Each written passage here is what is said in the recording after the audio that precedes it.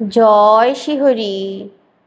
বৈশাখী পূর্ণিমা, 17ই বৈশাখ, 1 মে, শুক্রবার। বৈশাখী পূর্ণিমার দিন অবশ্যই এই জিনিসগুলো আপনারা খাবেন না। সর্বশ্রেষ্ঠ পূর্ণিমা বলতে পারেন এই বৈশাখী পূর্ণিমা। আর যারা ব্যবসা বাণিজ্য করেন, এই দিন গন্ধেশ্বরী পূজাও। তাদের উদ্দেশ্যে একটি বিশেষ উপায়ের কথা বলছি, সঙ্গে থাকুন। বাড়িতে যারা আছেন প্রত্যেকের ভালোর জন্য, আর্থিক উন্নতির জন্য আরেকটি উপায়ের কথা বলছি, ভালো করে শুনবেন, সঙ্গে থাকুন, খুব লাভবান উপকৃত হবেন। তবে বৈশাখী পূর্ণিমার দিন এই কিছু সবজি সেগুলো খাবেন না, সেগুলো মেনে চলতে হবে। আর ছোটোখাটো কিছু নিয়ম আছে, সেগুলো মেনে চলতে হবে। তাহলে দেখবেন জীবন মঙ্গলময় হয়ে উঠবে, শান্তিপূর্ণ হয়ে উঠবে। দেখুন, আমরা বহু কিছু করি আমাদের ভালোর জন্য, মঙ্গলের জন্য, আমাদের গৃহে যাতে কোনো অপদেবতা ভর না করে, অশুভ শক্তি যাতে না প্রভাব বিস্তার করে। বা এমন অনেক সময় দেখা যায় যে নিজেরই কিছু মানুষ আছেন তারা শত্রুতা করছে, ঘরের লোকই ঘরের লোকের শত্রু হয়ে যাচ্ছে, বা আশেপাশে হয়তো হিংসার কারণে অনেক রকম ক্ষতি করার চেষ্টা করছে। আমরা সেগুলো বুঝতে পারি, কিন্তু আমরা অনেক দূরে দূরে ছোটাছুটি করি, অনেক জ্যোতিষের কাছে যাই, বড় বড় জ্যোতিষের কাছে যাই। হ্যাঁ, জ্যোতিষশাস্ত্র অবশ্যই দরকার, মেনে চলাও ভালো, কিন্তু সঠিক পথটা কে দেখাবে? আজকাল সত্যি কথা বলতে গেলে কি সবটাই নকল। পয়সা রোজগারের জন্য মানুষ বহু কিছু করে, তো আমরা বুঝবো কিভাবে? তাই বলি আপনাদেরকে, উল্টোপাল্টা জায়গায় অগাধ টাকা পয়সা খরচা করে ফেলেও আপনারা ফল পাচ্ছেন না। কিন্তু আমি যেগুলো বলছি এগুলো করুন, দেখবেন ভগবান শ্রীহরি নারায়ণ প্রহরীর মতো আপনাকে রক্ষা করবেন। আপনার চারিদিকে মনে হবে যেন সবটাই ভালো, আপনার দিকে কেউ চোখ তুলে তাকাতে পারবে না, আপনাকেই দেখবেন সমীহ করবে। ভগবান শ্রীহরি নারায়ণকে মন প্রাণ থেকে ডাকুন। আর প্রতি মাসেই যে পূর্ণিমাগুলো আসে, এই পূর্ণিমার দিনগুলোয় ভগবান শ্রীহরির নাম গান করবেন। ভোর ভোর ঘুম থেকে উঠে যদি একটু হরে কৃষ্ণ মহামন্ত্র জপ করতে পারেন, তাহলে কিন্তু জীবনে খুব মঙ্গল আসে। আর আমি তো কিছু উপায়ের কথা বলে দিচ্ছি, দেখবেন খুব ভালো থাকবেন। কোথাও যেতে লাগবে না, টাকা পয়সা খরচ করতে লাগবে না, দেখবেন কিছুদিনের মধ্যেই আপনারা সুফল পাচ্ছেন। তো সঙ্গে থাকুন প্রথম থেকে শেষ পর্যন্ত। একটা লাইক অবশ্যই দিয়ে দিন। আপনাদের এই একটা লাইক আমাকে অনেক বেশি প্রেরণা দেয়। আপনাদের অগাধ ভালোবাসা, শ্রদ্ধা আমি জানি আমার প্রতি। তাই আমি আপনাদের উদ্দেশ্যে অনেক কষ্ট করে সমস্ত কিছু জোগাড় করে আপনাদের হাতে তুলে দিতে চাই, যাতে করে সবাই সুস্থভাবে ভালোভাবে থাকুক, অনেক বেশি অর্থ উপার্জন করুক সততার সঙ্গে। তাই সবাইকে বলি একটাই কথা, ভগবানের কাছে শুধু এইটুকু প্রার্থনা করুন যে হে প্রভু নারায়ণ, আমার শরীর সুস্থ রাখো, আমাকে বল দাও, আমাকে শক্তি দাও, আমি যেন সততার সঙ্গে নিরহংকার থেকে জীবনে কর্ম করে যেতে পারি এবং শ্রেষ্ঠ হতে পারি, এমন কিছু কাজ করে যেতে পারি যেটা আমি না থাকলেও যেন মানুষ আমাকে মনে রাখে। ভগবানের কাছে চান এইটুকু, দেখবেন উনি ভরে দেবেন। নিঃস্বার্থভাবে বলুন, দেখবেন আপনি যা চাইছেন তার 10 গুণ উনি দেবেন। তো আর কথা বাড়াবো না, আপনাদেরকে বলি এবার। প্রথমেই বলি, এই বৈশাখী পূর্ণিমার দিন কোন জিনিস খাবেন না, বাড়িতে আনবেন না। প্রথম কথাই যেটা বলবো, বাসি জিনিস খাবেন না, কাউকে দেবেন না। যদি ফ্রিজেও থাকে সেই জিনিসও এই দিন খাবেন না, কাউকে দেবেন না, ওটাও বাসি খাবার। দ্বিতীয় যেটা বলবো, এই দিন আমিষ জাতীয় কোনো খাবার গৃহে আনবেন না। আর গৃহে যদি থেকে থাকে সেগুলোকে একটু সাইড করে চাপা দিয়ে রাখার চেষ্টা করুন। এই দিন পোড়া জাতীয় কোনো জিনিস মুখে তুলবেন না। বৈশাখী পূর্ণিমার দিন যদি সম্পূর্ণ নিরামিষ আহার, এমনকি যদি আটা ময়দার জিনিস খেয়ে দিন কাটাতে পারেন, ফল আহার করতে পারেন, মিষ্টি খেতে পারেন, আটা ময়দার জিনিস, যবের তৈরি জিনিস যদি এই পূর্ণিমার দিনগুলোয় খেয়ে সারাদিন কাটাতে পারেন, তাহলে শ্রীহরির কৃপা লাভ হয়। এই দিন এই সবজিগুলো মুখে তুলবেন না। এই সবজিগুলোর মধ্যে হচ্ছে, যেমন পূর্ণিমার দিন কিন্তু লাউও না খাওয়াই ভালো। পুঁই শাক, তেতো জাতীয় যে কোনো জিনিস, উচ্ছে, করলা খাবেন না। বৈশাখী পূর্ণিমার দিন তো ভুলেও এইগুলো খাবেন না। এই দিন আপনারা সিম, বেগুন, মূলো এইরকম জিনিসগুলোও খাবেন না। টমাটো খাবেন না। বৈশাখী পূর্ণিমার দিন কি খাবেন সবজির মধ্যে সেগুলো বলি। কুমড়ো খাবেন, সজনে ডাঁটা খাবেন, আলুর তরকারি খাবেন, আলুর দম করতে পারেন নিরামিষ, কুমড়োর তরকারি করতে পারেন, পটল খাবেন, বৈশাখী পূর্ণিমার দিন খাবেন অবশ্যই, কোনো অসুবিধা নেই। এই জিনিসগুলো আপনারা খাবেন। বাকি যে সবজিগুলোর কথা বললাম ওগুলো খাবেন না, বাকি বাদ দিয়ে আপনারা যে কোনো সবজি খেতে পারেন। তবে এঁচোড়, কাঁঠাল জাতীয় জিনিস, এঁচোড় যেটা বলা হয়, ওটাও কিন্তু এই দিন খাবেন না। বৈশাখী পূর্ণিমার দিন এবার আপনাদেরকে যেটা বলবো, যে বিশেষ কাজটার কথা বলছিলাম, সেই কাজটা করবেন। কি করবেন জানেন? গোবরের যে ঘুঁটে তৈরি হয়, এটা বলছি আপনাদেরকে, আপনার বাস্তুতে যদি কোনো দোষ থাকে সেগুলো কেটে যাবে, শত্রু ভয় কেটে যাবে, শত্রুতা যারা করছে তারা মাথা তুলে তাকাতে পারবে না, তারা কোনোদিন ভুলেও শত্রুতা করতে পারবে না।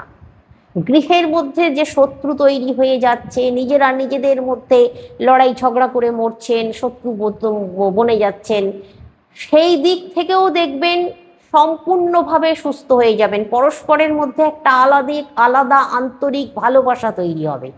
এই কাজ করুন এই বৈশাখী পূর্ণিমার দিন। আর যারা ব্যবসার উদ্দেশ্যে, তাদের উদ্দেশ্যে আমি বলে দেবো, সঙ্গে থাকুন। তো এই গৃহের উদ্দেশ্যে যেটা বলবো করার কথা, অবশ্যই কিন্তু গোবরের তৈরি ঘুঁটে আপনাকে 2টি জোগাড় করতে হবে। গোবরের তৈরি ঘুঁটে আগে থেকে জোগাড় করে রাখবেন। আর ধুনো, তার সঙ্গে গুগুল। ধুনো আপনারা 50 গ্রাম, তার সঙ্গে সামান্য 10 গ্রাম গুড় নিয়ে নেবেন। ওই দশকর্মার দোকান থেকে আপনারা পেয়ে যাবেন বা কোনো মুদিখানা দোকান থেকেও পেতে পারেন, আপনাদের হাতের কাছে যেখান থেকে নেওয়া সম্ভব নিয়ে নেবেন। 50 গ্রাম ধুনো, 10 গ্রাম গুড়, কর্পূর 2টি নেবেন। আর বাড়িতে যদি লবঙ্গ থাকে সেই লবঙ্গ নিলে চলবে, নাহলে লবঙ্গ একটু কিনে নেবেন, গোটা 5-7টা লবঙ্গ নিয়ে নেবেন। এই কটা জিনিস, আর কিছু নিতে হবে না। তাহলে কি কি বললাম? গুটে 2টো লাগবে, গোবরের গুটে শুকনো, লবঙ্গ, কর্পূর, ধুনো আর গুড়। 50 গ্রাম ধুনো নেবেন, 10 গ্রাম গুড় নেবেন। এই কটি জিনিস আপনাদেরকে জোগাড় করে নিয়ে আসতে হবে। আপনারা আপনাদের বাড়িতে সত্যনারায়ণের সিন্নি যদি দেন, নিশ্চয়ই পুরোহিত মশাই আসবেন, আপনারা সেটাও খুব ভালো। এই দিন, এই বৈশাখী পূর্ণিমার দিন আপনারা সত্যনারায়ণের সিন্নি দিতে পারেন, গৃহের মঙ্গলের জন্য, গৃহের শান্তির জন্য খুব ভালো, অতি উত্তম। তবে এই দিন গৃহ থেকে এই জিনিস কাউকে দেওয়া যাবে না, সেটা আপনাদেরকে বলি। যেমন ধরুন চাল, চিনি, এই জিনিস, এই সাদা জিনিস, বিশেষ করে চাল, এই দিন গৃহ থেকে কাউকে দেবেন না। আপনাদেরকে ভালো করে বলে দিই, যদি বাড়িতে ব্রাহ্মণ ঠাকুর পুজো করেন, তাকেও যে চালটা দেবেন সেটাও কিন্তু এই দিন দেবেন না, পরে দিয়ে আসবেন বা নিয়ে যেতে বলবেন। বাড়িতে ভিখারি হলেও এই দিন চাল দেবেন না। পূর্ণিমার দিন, কোনো পূর্ণিমার দিনেই কিন্তু বাড়ি থেকে চাল কাউকে দিতে নেই, মানে গৃহ থেকে। এবার আপনারা করবেন কি, বাড়িতে যদি সত্যনারায়ণের পুজো হচ্ছে, ঠাকুর মশাই এসেছেন, সে ব্যাপারটা আলাদা, কিন্তু নিজেরা যদি করেন, অবশ্যই নিজেরা কিন্তু করবেন। প্রতি পূর্ণিমাতে যদি করতে পারেন, ওই যে প্রথমেই আমি আপনাদেরকে বললাম যে ভগবান শ্রীহরির অশেষ কৃপা লাভ করবেন। প্রতি পূর্ণিমায় আপনাদেরকে নিতে হবে 100 গ্রাম চিনি, 2টি পাকা কাঁঠালি কলা, একটু সন্দেশ, মাখা সন্দেশ, আর 2টি ফল। কলা তো নিচ্ছেনই, তার সঙ্গে একটু বাড়িয়ে নেবেন, 2-4টে নেবেন, আর একটু আপেল নিয়ে নেবেন। বাকি আপনারা অন্য ফলও নিতে পারেন, শাকালু নিতে পারেন, শশা নিতে পারেন। আমি বলেছি 2টি ফল নিজেরা পুজো করার জন্য। যখন, আর তুলসী পাতা, কিন্তু পূর্ণিমার দিন তুলসী পাতা তুলবেন না, বাজার থেকে কেনা তুলসী পাতা হলে চলবে। আপনারা তুলসী পাতা জোগাড় করে রাখবেন। প্রতি পূর্ণিমায় যদি 108টি তুলসী পাতা জোগাড় করতে পারেন, তাহলে কিন্তু শ্রীহরির কৃপা থেকে কোনোদিনও বঞ্চিত হবেন না। 108টা তুলসী পাতা যদি একান্তই জোগাড় করতে না পারেন, কমপক্ষে 21টা তুলসী পাতা জোগাড় করতেই হবে। এবার বলি পুজোটা কিভাবে করবেন। বাকি ওই জিনিসগুলো নিয়েছেন ধুনো জ্বালানোর জন্য, ওগুলো একটা সাইডে রেডি রাখুন, একটা ধুনোচিতে রেডি করে রাখুন। সকাল সকাল স্নান সেরে পূর্ণিমা পেয়ে যাবার পর আপনারা এটা করবেন কাজটা। সকাল সকাল স্নান সেরে শুদ্ধ বস্ত্র পরে আসন পেতে বসবেন। বসে ওই যে ফল, চিনি, সন্দেশ নিয়েছেন, একটা রেকাবে চিনিটা ঢালবেন, তার উপরে মাখা সন্দেশ দেবেন, আর একটি কলা ছাড়িয়ে দেবেন, তার উপরে একটি তুলসী পাতা দিয়ে দেবেন। নারায়ণকে ভোগ নিবেদন করুন। চিনি সন্দেশ বা মিছরি সন্দেশ নারায়ণের অত্যন্ত প্রিয়। তাই পূর্ণিমা তিথিতে সত্যনারায়ণের সিন্নি দেওয়া সম্ভব না হলে অবশ্যই নারায়ণকে এই ভোগ নিবেদন করুন, মিছরি সন্দেশ অথবা চিনি সন্দেশ। তাতে একটি পাকা কাঁঠালি কলা ছাড়িয়ে দেবেন। ফল কুচিয়ে আরেকটি রেকাবে রাখুন, তাতেও তুলসী পাতা দিন। 1 গ্লাস জল রাখুন, তাতেও তুলসী পাতা দিন। এইভাবে ভগবানকে ভোগ নিবেদন করুন। এটা প্রথম কাজ। সাদা ফুল অথবা গাঁদা ফুল দিয়ে নারায়ণের পুজো করুন। বাড়িতে যদি ঘণ্টা থাকে, একটু ঘণ্টা নাড়িয়ে দিন, শঙ্খের ধ্বনি করুন। আর নারায়ণের শ্রীচরণে যদি বাড়িতে জলশঙ্খ থাকে, জলশঙ্খে জল ভরে নারায়ণের শ্রীচরণে দিন। নারায়ণকে আরতি করুন পঞ্চপ্রদীপ জ্বালিয়ে। ধূপ জ্বালাবেন, আরতি করবেন, পঞ্চপ্রদীপ জ্বালিয়ে আরতি করবেন। এবার বলি, ওই যে তুলসী পাতা নিয়েছেন 108টা, ওই তুলসী পাতা মালা তৈরি করে শ্রীহরিকে পরাতে পারেন, কিন্তু মালা তৈরির নিয়ম আছে। এই পাতায় ছুঁচ লাগানো যাবে না। পাতার যে ডান্ডিগুলো আছে, বোটাটা আছে, ওতে সুতো বেঁধে বেঁধে মালা তৈরি করতে হবে। তা না হলে আপনারা আরেকটি কাজ করুন, ওই 108টা তুলসী পাতা চন্দন লাগিয়ে নিন, নিয়ে শ্রীহরির চরণে একটি করে পাতা অর্পণ করুন আর বলুন, ওম নমো ভগবতে বাসুদেবায় নমঃ। হে প্রভু নারায়ণ, গ্রহণ করো তুমি। বলে 108টি তুলসী পাতা একটি একটি করে শ্রীহরির চরণে অর্পণ করে দিন।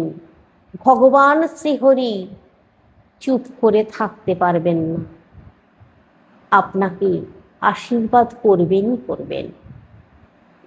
দেখবেন আপনার মাথার ছাতা হয়ে উনি সারা জীবন থাকবেন। এই কাজটা অবশ্যই করবেন। পুজো শেষে তারপর ওই ধুনো জ্বালাবেন। প্রথমে ঘুঁটের একটু আগুন করে নেবেন, তার উপরে গুগ্গুলটা দিয়ে দেবেন, তার উপরে ধুনো দিয়ে দেবেন, ওই 50 গ্রাম ধুনো তার উপরে দিয়ে দেবেন, কিন্তু গুগ্গুলটা আগে দেবেন, তার উপরে ধুনোটা দেবেন। আর ওই যে কর্পূর নিয়েছেন, যদি কর্পূর দানি থাকে তাতে কর্পূর জ্বালিয়ে আরতি করুন, আর না হলে ওই ধুনোর মধ্যেই কর্পূর দুটো দিয়ে দিন। ওই লবঙ্গগুলো নিয়েছেন, তার উপরে দিয়ে দিন। এবার পাখার একটু বাতাস করুন, ধোঁয়া বেরুবে আর সুগন্ধ বেরুবে। ওই ধোঁয়া, ওই ধুনো একটু দূর থেকে শ্রীহরিকে আরতি করুন। বেশি নয়, 5 বার ঘোরাবেন, বেশি নয়। তারপর শ্রীহরিকে আরতি করার পর ওই ধুনুচিটা নিয়ে ওই ধোঁয়াটা আপনার বাড়ির চারিদিকে ছড়িয়ে দিন। এমনকি আপনার বাড়ির সিঁড়িতেও উঠে যাবেন, সিঁড়িতেও কোনা কোনায়গুলো, বাড়ির যতগুলো ঘর আছে প্রতিটা ঘরে ঘোরাবেন। সিঁড়িতে উঠে যাবেন, সিঁড়িতে ঘোরাবেন, বাড়ির পাশে চারিদিকে ভালো করে 3 বার ঘুরে নেবেন ওই ধুনুচিটা নিয়ে।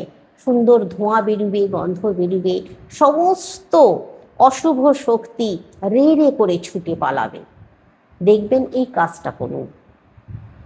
এবার বলবো গন্ধেশ্বরী পুজো এই দিন ব্যবসায়ীদের উদ্দেশ্যে যে কথাটা বলছিলাম বলে দিই।